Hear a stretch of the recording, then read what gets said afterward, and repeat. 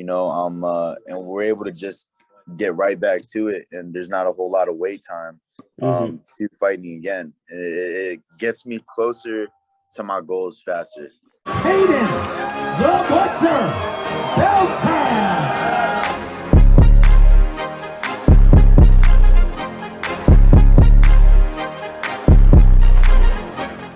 Hey guys, welcome back to SmokeMMA. Today, I'm joined by a very familiar face on this channel, the one, the only, Tayden the Butcher Beltran. What's going on today, Tayden? What's up, man? Thanks for having me on here, bro. Thank you for coming on. So I want to get right on into it. So what was it like having such a quick turnaround from your last fight to now your upcoming fight on April 16th? I mean, it's great, man. I'm super excited because, last time I fought before this fight I just had, it was all the way back in September. So the fact that I'm able to just have a quick turnaround, I went right back into camp as soon as I got my last win. So, I feel ready, and it's just good to stay active and keep the record building up. Now, do you like fighting on this short notice, not short notice, but on this quick turnaround? So then you're not just focusing on one person on one day for too long? Wait, can you repeat the question one more time? Yeah. So do you prefer these quick turnaround fights? So then you're not over thinking it, where you're thinking about one person at one time for so long? Yeah, I like it. In reality, when I get up there and I do have these longer training camps, and it's like a person that I'm set to fight. I mean, that's optimal because, you have more time to study him and come up with a game plan. Yeah. But at the same time, I like these quick turnaround fights because I'm fresh in my career, and we're able to just get right back to it, and there's not a whole lot of wait time to fighting again. It gets me closer to my goals faster. So either one, I haven't had a time where I knew who my opponent was more than 3 weeks, because the fight before this last one, it was a 2-week notice, and this one was a 1-week notice. Yeah. So, I mean, I haven't had the opportunity to have a guy that I know I'm fighting for a long period of time, but to me, I think it'd be more optimal. Okay. And so speaking on how you didn't know who you were fighting until the week of, what was it training for that fight? Was it a bit more difficult not knowing what to study for? In all honesty, it wasn't, because I have faith in my ability. I mean, I grew up in the amateurs not knowing who I was going to fight. So I try to just understand, it's the same concept. It's not the same thing, obviously. It's way different, but it's the same concept. I'll go in there, I'll do me, I have my confidence, and I'm just ready to go and put on a performance. Whoever it is, I'm going to make the adjustments I need to make in a short period of time, and I'm going to get it done. It sounds nice. Yeah. So speaking about backtracking a little bit, speaking about your goals in boxing, over Instagram, you previously stated that within 1 year, you want to be holding a world title. What's the goal? What's the road to that looking like? I mean, I think it's looking good right now. We got to fight, quick turnaround. And I'm just going to keep, we have a plan. I don't want to let it be known now. Just want to keep it on the hush. But we have a plan to get me to that spot and that opportunity. And I know it's going to happen. It's written on the wall. Yeah. It's going to happen. So now switching topics a little bit. Before our last interview, I wanted to touch on this, but I forgot to. So you tried to go to the Olympics before turning professional. Were the Olympic regionals and the Olympic qualifiers like? So I went to the Olympic qualifiers when I was, I believe, 19, and it was fun. I ended up going though with a separated right shoulder. So 2 weeks out before, I dislocated my shoulder, and it kept slipping out. And I remember my coach at the time, I told him I wanted to go. So he said, okay, I'll let you fight with one arm if you can fight at a local show with one arm. So I fought at a local show, one arm, and I got Best Boxer Award of the show. And so then he was like, all right, we can go. Unfortunately, I lost the first day there. A really tough opponent, real tall dude. But it was a fun experience, man. And it was a great learning experience. It was just a fun, I've never been to Ohio before. Yeah. So it was fun to be out there. So when you were talking about boxing at this local show and how you won Best Boxer and how you were boxing with one arm, what was it like? Did you feel like a huge difference, or like was it unable to throw with that arm, or what was the injury like? I mean, like, it's funny because it was I like using my left a lot, Mm-hmm. so it wasn't too strange. The guy I fought, it was a pretty easy fight. No disrespect. Fighting though in the Olympic qualifiers was tough. I ended up, there were a few times where I did have to throw my right. Yeah. Just it was either out of habit or I had to offset them, but every time I threw it, it hurt. It was terrible pain, but I'm a fighter. This is what I go through. So how long did it take to like fix the arm, or like how long did it take to heal? shit, man, it took a pretty long time. I'd say about like a year for it to be fully healthy. A little over that. Now it's fully healthy. I'm doing rehabilitation on it every day.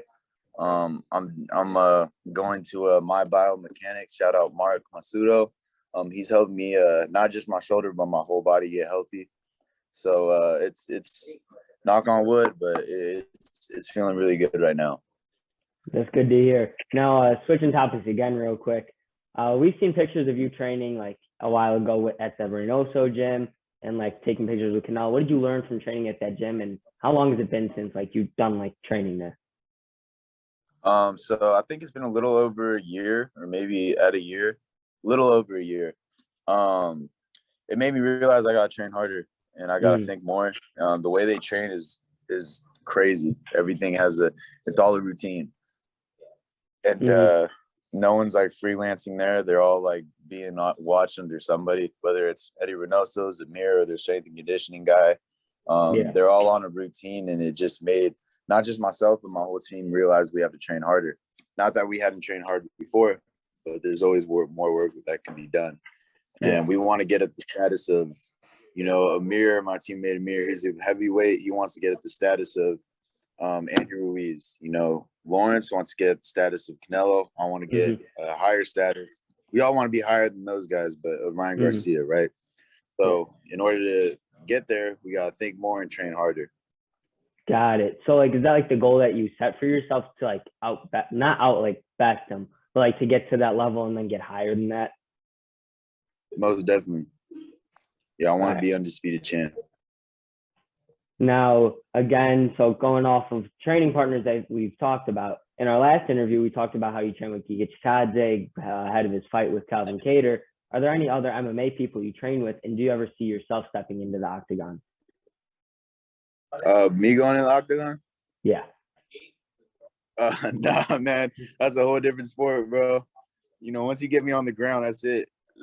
So, but I couldn't see myself going in the octagon. But I sparred with Giga a few times. We used to be strength and conditioning. We used to do strength and conditioning together.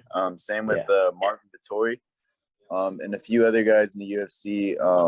Euros Medic as well. So yeah, they're all great fighters. Really cool guys that hang around, and they're going to be up at the top soon. Have you ever done like MMA with them, or is it all just strictly boxing? No, just I never sparred Euros or Marvin. I just sparred Giga, but no, it's just only boxing. Got it. Then next, what will a big win for you on April 16th do to your career moving forward? And how often do you want to get back in the ring after that fight?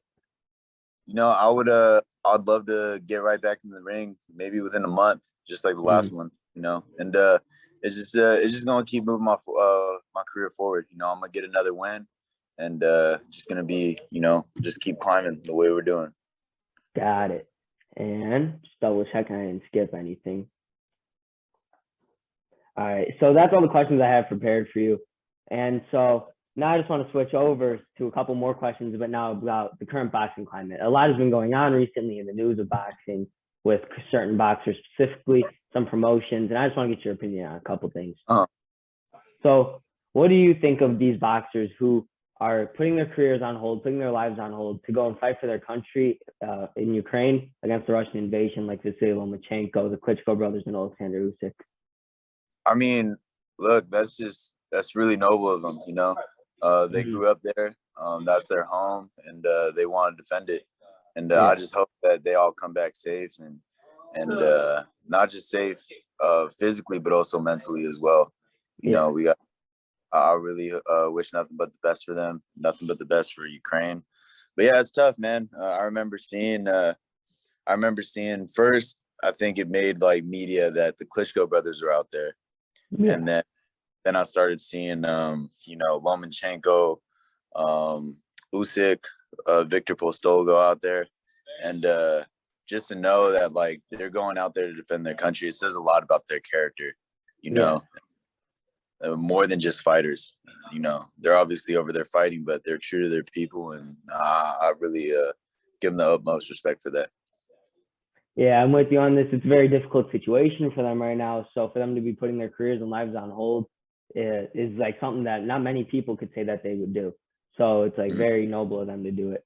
And like with the Klitschko brothers, I'm pretty sure it's Vitaly who's the mayor of Kiev, which is like, I don't think their capital, but a very big city in Ukraine. So with him fighting and staying there, it's like it's not like his duty, but he's making it what he has to do because he wants to stay and support his country. So I'm with you 100% on that one. And next, I want to get your opinion on the Taylor versus Catterall fight. What would you think of that, and how did you score it if you watched it? You know, man, it was a close fight. Unfortunately, the way things are now, if you want to beat the champ, you have to do it convincingly. Hey, have a good one. If you want to beat the champ, you got to do it convincingly. And I never really seen Josh Taylor go up against another southpaw like that. Josh Taylor's a great fighter, though, you know, and any dog could have its day. I wouldn't write Josh Taylor off yet, you know. He's still a really good athlete. He has a really good coach, Ben Davison. Yeah. And so the way that from like outside looking in, you know, you can kind of see, or the way I see Josh Taylor, the way he holds himself, he's only going to get better. He's going to bounce back. And then if they have a rematch, that'd be great. Maybe we'll see something different from Josh Taylor, or see something different from the other guy. But I had it a pretty close fight. If anything, I think Josh Taylor maybe have won by a round. But for the part, I think it was not his best performance, but that kind of stuff happens in boxing. Now, do you feel like that was just if they run back a rematch, do you think Catterall gets it done or finishes it or like gets the decision, or do you think it goes to Josh Taylor again? You know, I would have to say probably be to Josh Taylor, just because he's a champ, and if he's going to hold himself like one, he's just only going to get better. Now, going off the fight again. Sorry, go ahead. No, I didn't mean. I just said I hope they have a rematch. Yeah, my bad. The Zoom like cut out, so I thought like, nah, that's my bad. I'm sorry about that. But so going off this fight again, ESPN, they adjusted the rankings for the 140-pound division, putting Jack Catterall at number 1 in the division, even though he lost the fight on the judges' scorecards. Do you believe that's the right call? Nah, I don't think so. I mean, he didn't win, you know. You know? Like, is he a good fighter? Yeah. Like, should he be up? Like, should he be like a more mentioned, named, and talked about? Yeah, for sure. But he didn't win the fight, you know. So I that, you know, that he should. You really just have to earn it, you know. Like, not saying that, man. Like, Josh Taylor won. You want to look at it like just like black and white. Josh Taylor won. His name should still be up there, if that makes sense what I'm saying. Did Josh Taylor move up to 47 yet, or is he still? No, but he did. He did talk about it extensively. He said that his career at 140 is coming to a close. He said that this was a hard weight to make for his fight against Catterall, so he's looking to move to 147, but he did not make anything official yet. I mean, I think it'd be a good idea for him to move to 147. You got to think about that too. You know, the weight cut, if it's really tough, it's going to take some out of you too. So maybe why we didn't see the Josh Taylor that we're so used to seeing all the time. But I don't think he should be. You know, he doesn't have the belts. He didn't win the fight. You know, some people did believe he won the fight, but officially he didn't. So I don't think he should be a number. So talking about weight cuts and how they could take a little bit out of you, have you ever had problem with the weight cut, and are you having like any problems with this weight cut on such a short turnaround? No, I'm not. I stay pretty I stay pretty true to myself, I Mhm. fought Thursday. I just, had fun. Friday, Saturday, and then Sunday kind of just like mellowed out and then got right back to it. My weight cut's going good.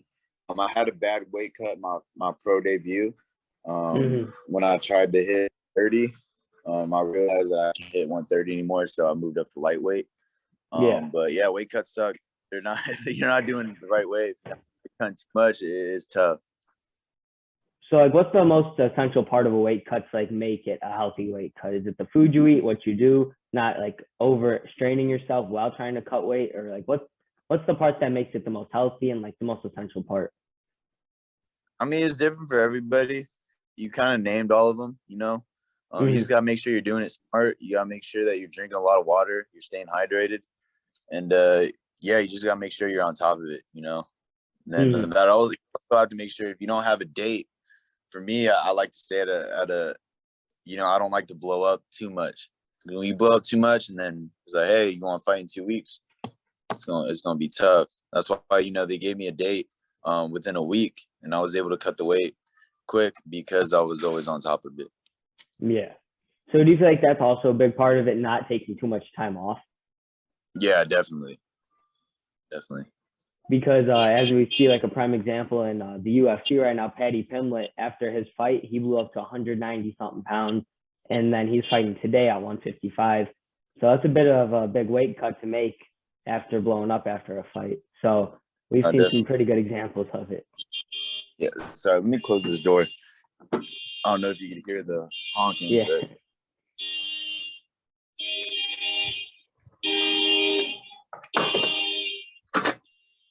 but yeah. So I didn't know that he got up that heavy. I don't follow UFC too much like that, but Mm-hmm. some guys really can do it. Like I've heard of some guys being able to lose a crazy amount of weight in a short period of time, and I think that's why it's different for everybody.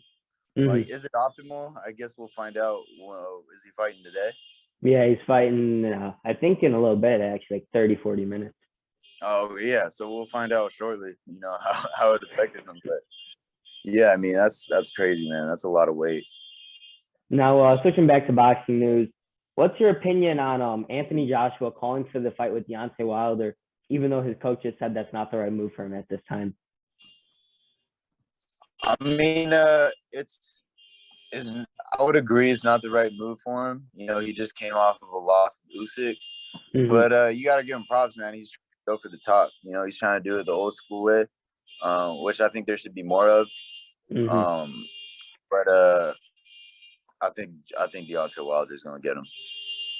Now, talking about old school ways, we saw a fight over the weekend, I think last weekend, where people were referring to as the current fight of the year and as like the modern day Arturo Gatti versus Andre Ward, which was Leigh Wood versus Mick Conlan. What was your opinion on that fight? Man, it shows you that any dog could have its day, right? Mm-hmm. I thought Conlon was really winning every round. I think he lost the first, but sometimes that just happens. You got to warm up, figure things out, and then I mean, dude, Wood is a dog.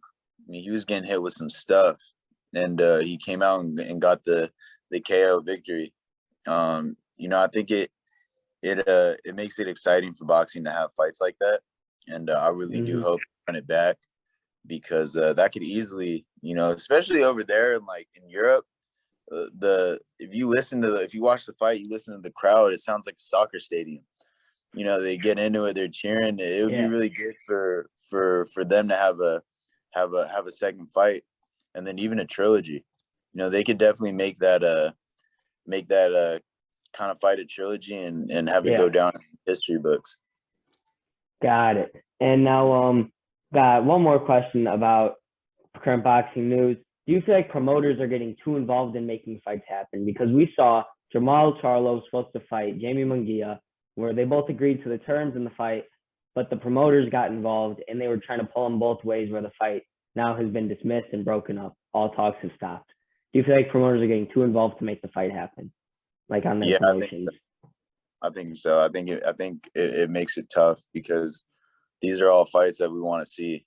I think people really, ever since Mayweather kind of came into the light, undefeated record, people strive for that. But I mean, look at some of the guys that we call the greats, and people I've looked up to: Sugar Ray Leonard, Marvin Hagler, Roberto Duran, Johnny Tapia. These guys, they lost fights fighting the best. It's just the sport. It makes it entertaining, and it also makes us fighters human. It makes us better. I mean, look at Canelo, man. Canelo lost to Mayweather, and now he is one of the greatest fighters ever.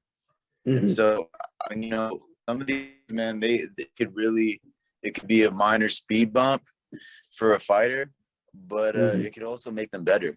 So if we don't have fighters take these risks, it's gonna affect it a little bit. Yeah. But I mean, at the end of the day, I think promoters get involved a little too much. But at the same time, they're trying to make their money as well. They're trying to build up their guys. But yeah, I think they get involved a little too much. So like going off of that a little bit, and so some of the big problems in boxing, you're saying like people aren't wanting to fight the best. Do you believe that's one of the biggest current problems in the sport? I think it's one of them, definitely. Got it. And then, so that's all I got for current boxing news. Now I just want to run through a couple upcoming fights with you and get your predictions. So starting out the list, we got Shakur Stevenson versus Oscar Valdez. I got Shakur Stevenson winning that fight. He's very cerebral, and I'm a huge fan of Oscar Valdez. That one's going to hurt me a little bit, but I think Shakur is going to take a win on that one. I think he's going to take it to a decision. Do you think it's like more of a stylistic matchup that's the problem for Valdez, or do you think it's a power matchup, or what do you think's the matchup problem? I think Valdez is stronger than Shakur, but Valdez is Shakur's a lot smarter than Valdez. And so I think that he's going to end up neutralizing Valdez and putting Valdez on his time, and he's going to just carry the win that way. Got it. Then we got Amanda Serrano versus Katie Taylor. That's going to be a good fight. I'm excited for that one. I'm a Katie Taylor fan, so I'm going to go for Katie Taylor. It'd be you got to think about Amanda Serrano, though. Katie Taylor beat her sister, so she's gonna want to go do her thing. It's gonna be a great fight. I think Amanda is better than her sister, so I think that's a tough fight for Katie Taylor, but I think Katie Taylor will win that fight. Gotcha. Then we got Dillian White versus Tyson Fury. That one is another good one because Dillian White he hits like a truck, and honestly, he has a lot of technique, but I think Tyson Fury is gonna carry the win on that one. There's been talks about him being the heaviest he's ever been. In all honesty, I think cap. I don't think he's being honest. I think he's just trying to say that maybe to offset Dillian White. But I have Tyson Fury winning that fight, but I don't think it's gonna be easy. They also used to spar a lot. Dillian White and Fury, so it'd be interesting to see the two of them fight each other. I feel like it's probably going to be a slow pace at the beginning because they know each other and they know what to look out for. But I do think it's a good fight. But I think Tyson Fury is going to pull off a win on that one. Yeah, and I'm with you on the weight thing. Like, I don't know how much heavier you can get from 270.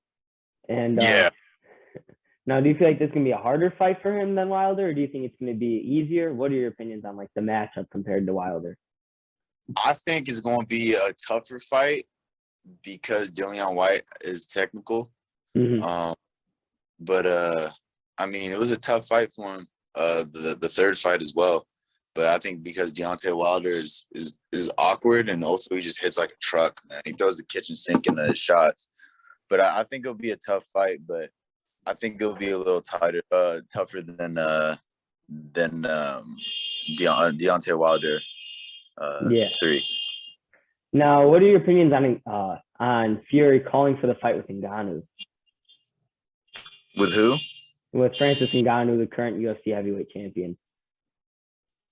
And all that annoys me. I think you don't see soccer players beefing with football players. I mean, it's naturally going to happen because it's two combat sports.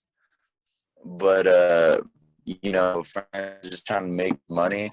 But I don't think it's going to work out for them the way they think it is. Same with Kamaru Usman calling out Canelo. They're just trying to make their money, but it's a whole different level of striking, so to speak, when you're in the boxing ring. It's not like it is in the UFC. Those are two very, very cerebral boxers. So I think they're biting a little more than they could chew. But I mean, hey, if they get in there and do it, like, props to them. But I don't think it's going to work out the way they think it is. Do you feel like they're all just Tyson Fury or Fury called out Francis? Oh, okay. Yeah, I mean, Tyson Fury is also a businessman, He's trying to make his, but I think he should focus on some of the heavyweights in front of him and then make that move. But that's just my opinion. Yeah, I'm with you. Do you feel like they're all trying to chase, like as you were saying, they're trying to get their money, like sort of like the Mayweather versus McGregor fight sort of thing? Yeah, I think so. Because that's how all this really started. I mean, we saw the purses for Mayweather and McGregor, and then that kind of what motivated them, I think. Yeah, and do you feel like that fight also started to change, people not wanting to fight each other? Because in the lead up to that fight, people were saying how Mayweather's 50th opponent, he's going for Conor McGregor, who's 0-0, a UFC fighter. So do you feel like that's making people not want to fight the best when they can get the money fights? I mean, yeah, you look at all these things you hear about Charlo, Benavidez, calling Canelo. That's kind of like a perfect example. They just want that payday when I think they should fight each other and then pay to fight Canelo. So I think they're trying to skip steps and get that big payday, but it's not always going to work out like that. The name Mayweather and the name McGregor at the time were a lot bigger than Charlo and Benavidez, right? The Canelo name is huge, but if we're talking about the grand scheme of things, I could go outside and ask anybody who Mayweather is, who McGregor is, they're going to know who it is. I could go outside and ask anybody, do you know who the Charlo brothers are? Not everybody's going to say yes. So exactly. Definitely the names that made that fight happen. Gotcha. Now back to some upcoming fights. We got Ryan Garcia versus Emmanuel Tago. Emmanuel Tago is tough, but I think Ryan Garcia is going to win. It'd be interesting to see the new change of coaching, how that's going to benefit him or not benefit him. But I'm looking forward to that fight. But I think Ryan Garcia will pull it off. Now, what's your opinion on people saying that he's picking an easy fight to come back for? Do you feel like Emmanuel Tago is that an easy fight for Ryan? I mean, at that level, no fight is necessarily easy. Is it easier than the Joseph Diaz or having a brain fart, the dude who just fought Devonta Davis? I totally just forgot his. Yeah. I don't think he should. He's been out for a long time. He's dealing with mental health issues. I think this would be a good move for him to come back. And shake the rust off, get back into the groove of things, and then I think it's a good look for him. But it's not like an easy fight, it's going to be tough, but it's going to be the right amount of tough for him to get back into it.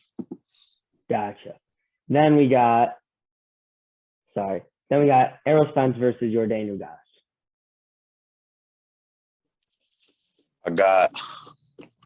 I have Ugas winning that one. You think Ugas I'm a fan of that? I think so. Just because I don't, since Errol Spence had that car accident, I don't know if it's the same boogeyman Errol Spence that we all knew him to be.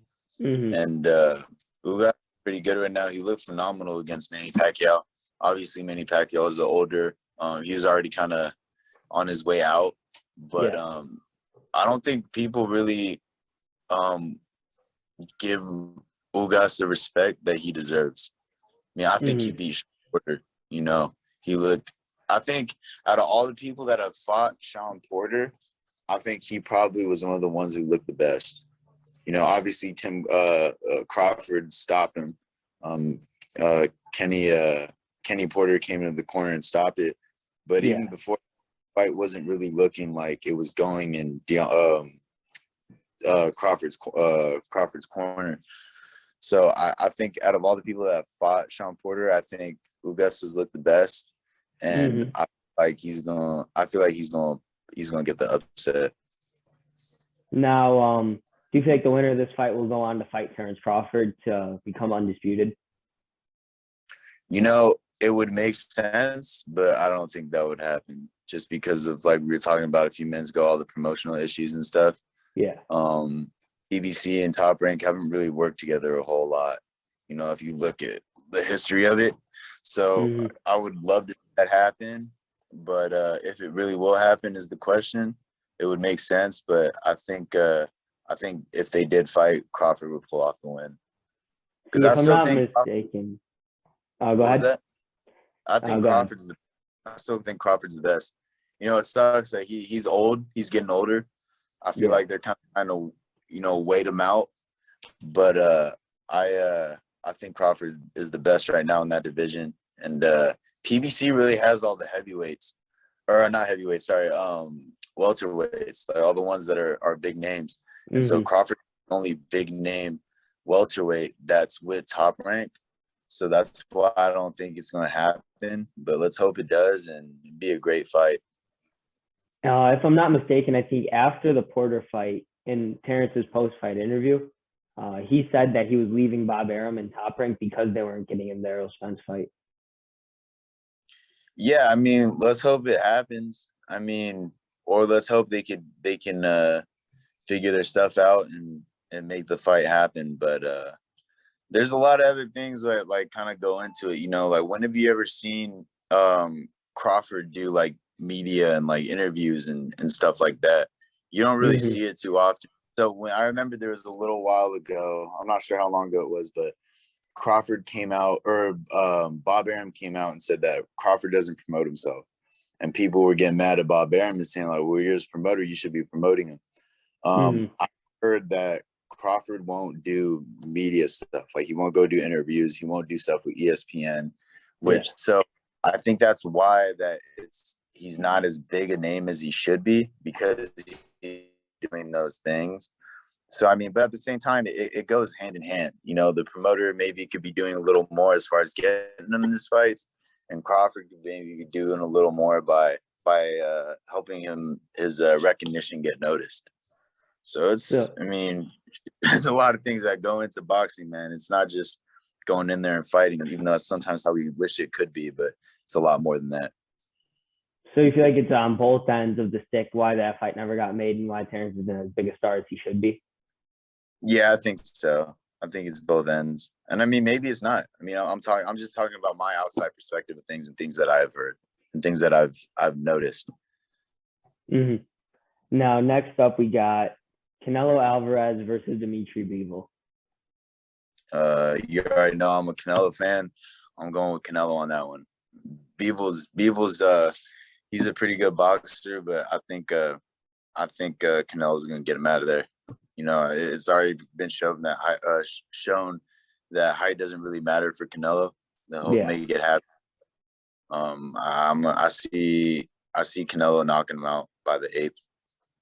Now, do you feel like Canelo will stay at 175? Because it also recently got announced this week that Artur Beterbiev and Joe Smith Jr. are closing on a deal to fight for those 3 titles.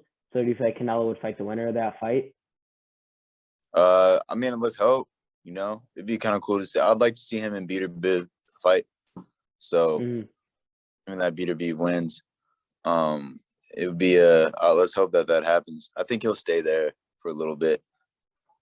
And then do you feel like he'll ever end up fighting these other names we're calling them out, like at 168, like David Benavidez or the Charlos? I think if they all fight each other and do it that way, I think, yeah. Got it. Then we got Gervonta Davis versus Rolly Romero. That's a tough one, man, because they both can crack, and Rolly's really awkward. I'm 50-50 on that one, honestly. I can't really give you a clear cut opinion on who's gonna win because it's gonna be a great fight though. But I think Rolly's gonna offset him for a little bit, and then maybe Gervonta Davis will get a knockout later. You know, because that's happened quite a few times where Gervonta Davis is losing the beginning rounds, and then he gets him out of there. I mean, you look at Leo Santa Cruz, you look at Barrios. I think that's how it's gonna be played out. So you feel like if Rolly can keep him on the outside, it's his fight to win, but once it gets to the inside and trading, that's where it gets tossed up. Yeah, I really think it just is more of a matter of time for Gervonta to figure him out, or like how long that will take for Gervonta to figure him out, or if he'll figure him out. Because Rolly's super awkward, and I don't think people really give him enough credit for. He can box to a certain extent. He's very awkward, so it'll be interesting to watch. And then last up on the list, we have David Benavidez versus David Lemieux. I got Benavidez on that one. I think Benavidez is too good for Lemieux. Lemieux's tough, but I think Benavidez is just more athletic than Lemieux. Thinks more too. Got it. So that's all I got for current upcoming fights. And I got one last question for you, and it's a tough one. What is your current top 5 pound for pound fighters? I gotta say Canelo, in a way. Crawford. Huge fan of Loma. Big Loma. And then this is currently or all time? Currently. Oh, okay, currently. And then so I guess Loma, in a way. I'm a pretty big fan of just blanking on his name. Oh, Josh Taylor. I'm a big fan of Josh Taylor. He just he had that rough fight, but he's still a really cerebral boxer. And I really think that he beats everyone right now. So that's your top 5 in order. Canelo, Inoue, I think you said Terrence, Loma, and Josh Taylor. Yep. All right, that's pretty solid. Well, that's everything I got. Is there anything you want to say to anyone watching this video? You guys can follow me at the Butcher Beltran. I appreciate you for having me on, man. And, look forward to doing another interview with you soon. Yep. Thank you so much for coming on. All your social media links will be in the bio to this video.